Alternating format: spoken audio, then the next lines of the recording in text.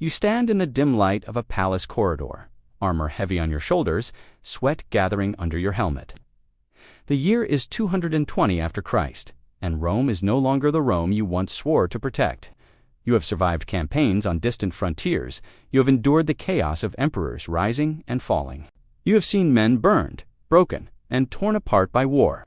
Yet nothing in all your years of service has prepared you for this moment. The screams echoing from the imperial chambers make your hand tremble upon your spear. You are a Praetorian guard, sworn to defend the empire. But tonight, you feel as though you are standing at the edge of something darker than any battlefield. The heavy doors creak open. From within emerges not a grizzled commander, nor a stern ruler commanding respect, but a boy no older than 14 years. He wears silken robes worth more than the annual wages of an entire legion. His face is painted with cosmetics that catch the torchlight, his neck draped in tangled charms stolen from temples. Yet it is not the extravagant clothing or jewelry that freezes your blood, it is his eyes. They are the eyes of a child, filled not with innocence, but with the terrible cruelty of someone who has never been told that another person's suffering matters. Senators bow before him, their faces pale. And seasoned generals lower their gaze to avoid his glance. He smiles at their fear, and you understand in that instant that the empire is in the hands of something that is not merely reckless, but monstrous. Behind him, servants shuffle forward, their arms full of silk robes torn and blood-stained, jewelry snapped apart in violent hands. These are not spoils of war. They are the remnants of men and women who once believed that noble birth could protect them.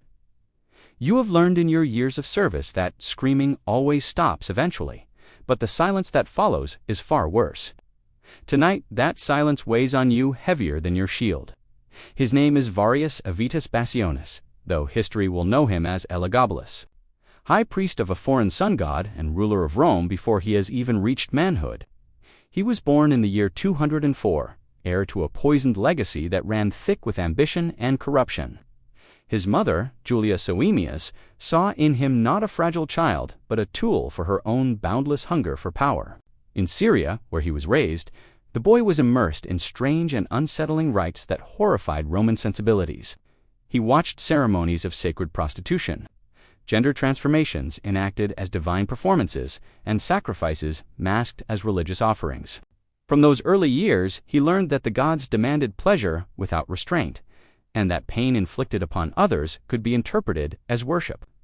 No one ever taught him restraint. No one ever told him no. From the moment he could walk, attendants bowed to his every whim. When he threw tantrums, they were praised as signs of authority. When he devised cruel games, his tutors smiled and called it leadership.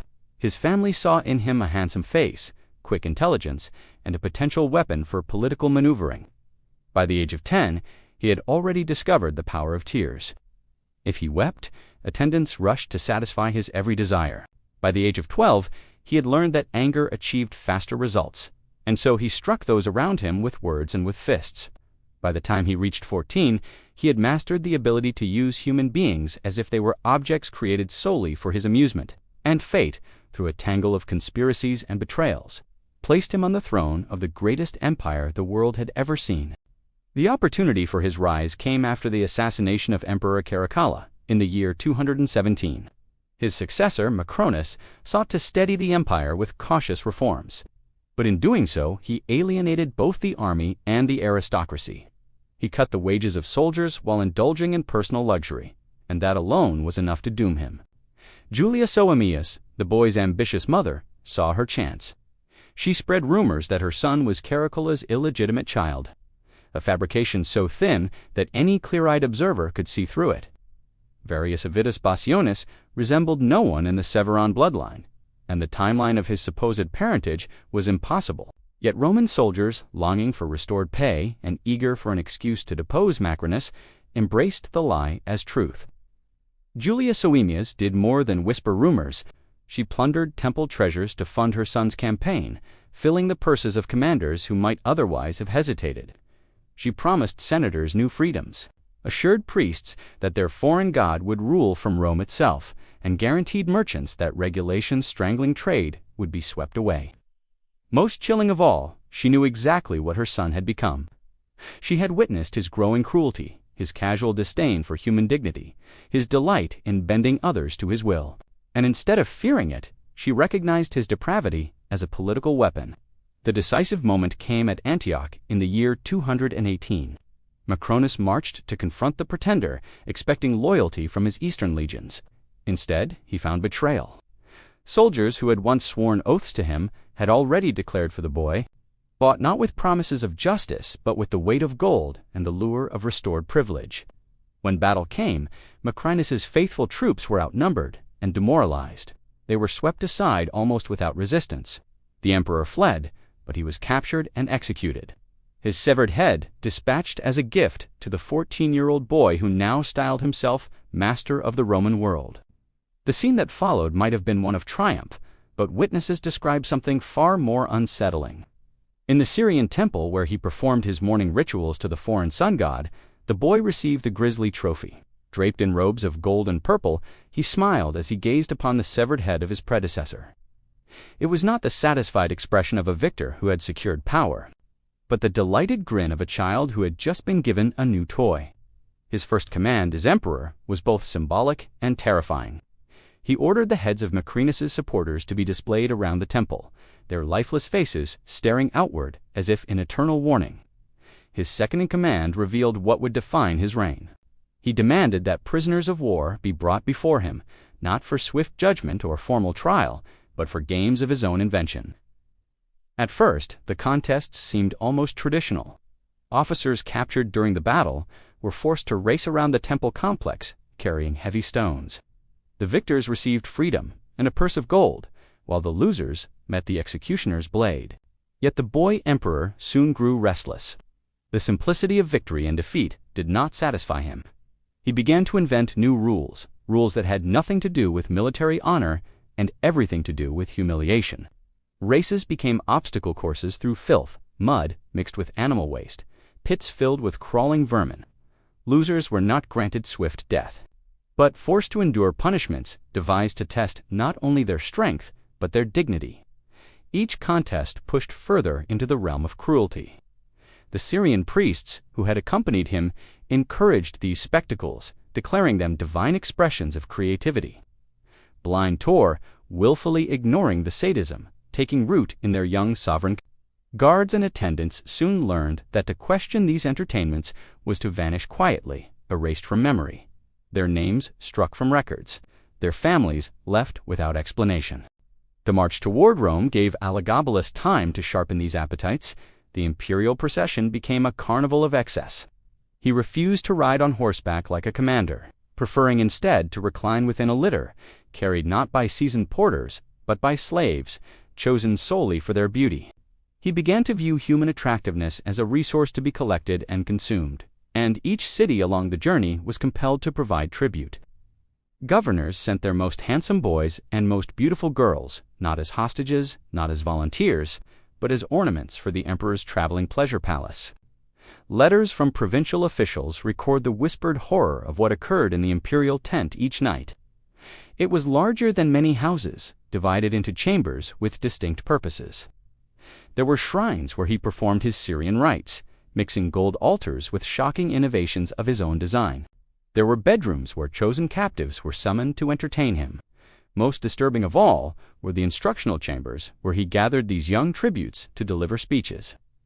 They were not lessons in civic duty or military service, but detailed descriptions of what he expected from them emotionally. Physically, spiritually once Rome was reached. Those who resisted his will disappeared. Those who disappointed him vanished as well. Tents were quietly struck, names erased from rosters, and the march continued as though nothing had happened. The Praetorian Guard, hardened by years of battle, learned quickly that silence was survival. To ask questions about missing captives or reduced tribute numbers was to invite suspicion. By the time the imperial procession neared Rome, the soldiers who marched beside him were no longer shocked. They were simply numb. When the boy finally entered Rome, the ancient capital shuddered beneath his presence. The Palatine Palace, which had once echoed with the measured footsteps of Augustus, Trajan, and Marcus Aurelius, was swiftly transformed into something unrecognizable. His priority was not lawmaking, nor the administration of justice, but the redesign of his To him, the palace was not a seat of government, but a stage upon which he could conduct ceremonies that blurred the line between worship and degradation. Traditional Roman temples were austere. Their clean lines meant to inspire reverence and self-discipline. Elagabalus ordered their destruction or alteration. In their place, chambers rose that combined Syrian temple architecture with his own perverse inventions. Altars were carved with obscene imagery, walls painted with scenes so explicit that even hardened veterans turned away in disgust. Furniture, imported at great cost from the East, was constructed for purposes that only became clear when it was used in his private rituals. The palace itself became a theater of excess, every room an instrument of his appetite. He reorganized the staff as though they were pieces on a game board. Some servants were selected purely for their physical attractiveness and given ceremonial duties that barely disguised their true role. Others were chosen for their ability to keep secrets, trained to handle specialized equipment delivered by craftsmen from distant provinces. A final group served as cleaners, tasked not only with maintaining order, but with removing the traces of whatever horrors the emperor devised, and always there were the disappearances. Servants summoned to private chambers never returned. Their quarters were reassigned, their names struck from records, as if they had never existed at all. What shocked Rome most deeply was that the emperor did not confine his excesses to the privacy of his chambers. He drew senators, generals, and foreign ambassadors into his ceremonies, forcing them to witness or even to participate in spectacles that desecrated their sense of honor. A senator, expecting to discuss legislation, found himself in a hall decorated with gold and silk, surrounded by chanting priests, ordered to participate in rituals that mingled politics with blasphemy. Ambassadors who had traveled to negotiate trade agreements returned home shaken, unable to describe what they had seen without risking disbelief. These were not random acts of madness. Each event was carefully designed, a test of obedience and loyalty. The emperor pushed boundaries gradually, adding new elements to each ceremony, watching closely to see who faltered. Those who submitted fully were rewarded with advancement, gold, and temporary safety. But even the loyal learned that safety was fragile. For Elagabalus demanded constant novelty. His ceremonies grew ever more elaborate, ever more degrading, forcing even Rome's highest families to confront their own breaking point. By the second year of his reign, the palace had become both prison and stage. No visitor could enter without fear, and no senator could leave without shame. Rome itself seemed to rot from within, its traditions warped into grotesque parodies of faith and governance. And the boy at the center of it all smiled, not as a ruler fulfilling duty. The endless games with servants and slaves no longer satisfied him. Even the degradation of senators and foreign envoys began to lose its novelty. He set his sights on the sons and daughters of Rome's nobility. Agents were dispatched throughout the city and beyond, compiling lists that read like inventories of human merchandise. They described hair color, facial features, body proportions, and family connections, and which were already compromised by prior favors. To be included on such a list was less an honor than a death sentence to innocence. When invitations arrived from the palace, families understood immediately that they were not requests. Refusal meant charges of impiety, accusations of treason, or swift disappearance. Acceptance meant sending their children into ceremonies from which others had returned. Broken or never returned at all. It was an impossible choice, one that tore households apart. Others sent their sons and daughters into exile, hiding them on distant estates. Elagabalus anticipated these moves. He declared that avoidance of divine service was a crime against the state, and fugitives were dragged back to Rome by the Praetorian Guard. The empire's most powerful households found themselves stripped of every defense. The psychological toll was immense. Senators who had endured personal humiliation in ceremonies now faced the prospect of sacrificing their children. Others bargained with gold, offering bribes in the hope of exemption. But more than a few submitted, persuading themselves that obedience might spare them worse punishment. These parents delivered their sons and daughters to the palace, convincing themselves that the ordeal was survivable. Yet when their children returned, they were shadows of their former selves, traumatized, withdrawn, or permanently broken. Experienced attendants coached newcomers on how to behave, what words to speak, and what gestures would please the emperor. Those who adapted survived, at least temporarily. Instead of isolated victims, dozens of children were summoned at once. Events were planned with precision, staffed with attendants, supplied with specialized equipment. Nothing was left to chance. Records from later centuries reveal schedules, inventories. The cruelty was not spontaneous madness, but deliberate machinery. By targeting Rome's most noble families, Elagabalus sealed his fate. For the first time, his reign threatened not only the dignity of Rome's elite, but the survival of their bloodlines. Senators who had endured every humiliation now faced the destruction of their own households. That realization would unite them in a conspiracy from which there was no turning back. The breaking point arrived when the emperor announced his grandest design yet, a festival that would last an entire week, drawing participants from across the empire. Hundreds of young men and women, chosen from the noblest families, were to be summoned for a spectacle that would combine religion, politics, and his most insatiable appetites. He intended the festival to demonstrate the limitless reach of his divine authority. Instead, it provided the spark that ignited rebellion. Word spread quickly. Families who had submitted to previous demands realized that no bargain could shield them from what was coming. Military commanders understood that such excess would not only disgrace Rome, but also invite uprisings that could fracture the empire beyond repair. Even within the palace, servants and guards began whispering of catastrophe. The boy's appetites had grown too vast for the world around him to sustain. On the morning of March 11th, in the year 222, the Praetorian Guard acted. Elagabalus was performing rituals in honor of his foreign god when soldiers entered the chamber. They informed him, without ceremony, that he was no longer emperor. At first he did not comprehend. He protested that divine ceremonies could not be interrupted, that his authority was sacred. His final words were not pleas for mercy, but complaints that his worship had been disturbed. The guards killed him swiftly, along with his mother, Julius Wemmius, whose ambitions had unleashed him upon Rome. Their bodies were dragged through the streets, stripped of finery, spat upon by crowds who had once bowed in fear. At last they were thrown into the waters of the Tiber, denied the dignity of burial. Yet death did not erase the scars he had left. The trauma of his reign lingered for generations. Children who survived his ceremonies grew into adults, haunted by memories they could not escape. Some withdrew into religious seclusion, spending their lives in prayer and silence, seeking peace in devotion that no longer comforted them. Families that had once been pillars of the Senate abandoned public life, unable to face reminders of their complicity or their loss. Senators carried shame like a hidden brand, guiding their decisions with caution born of humiliation. The new emperor, Alexander Severus, labored to restore dignity.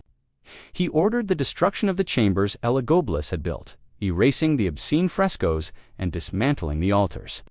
Records were burned, staff reassigned to distant provinces, whispers silenced by exile. But memory could not be destroyed so easily. Rome had been forced to confront what absolute power could create when fused with unchecked cruelty. Elagabalus was not remarkable merely because of his youth or his foreign upbringing. He was remarkable because his worst impulses were given free rein, nurtured by a system that rewarded obedience and punished truth. He proved that the human capacity for evil is not limited by age, culture, or circumstance, but by whether there are voices strong enough to resist. The boy emperor imagined himself a god. In the end, he was dragged through the streets like a criminal, his name cursed by the very people who once feared him. His reign became a warning etched into history that cruelty mistaken for strength and perversion mistaken for divinity will always collapse beneath the weight of its own corruption.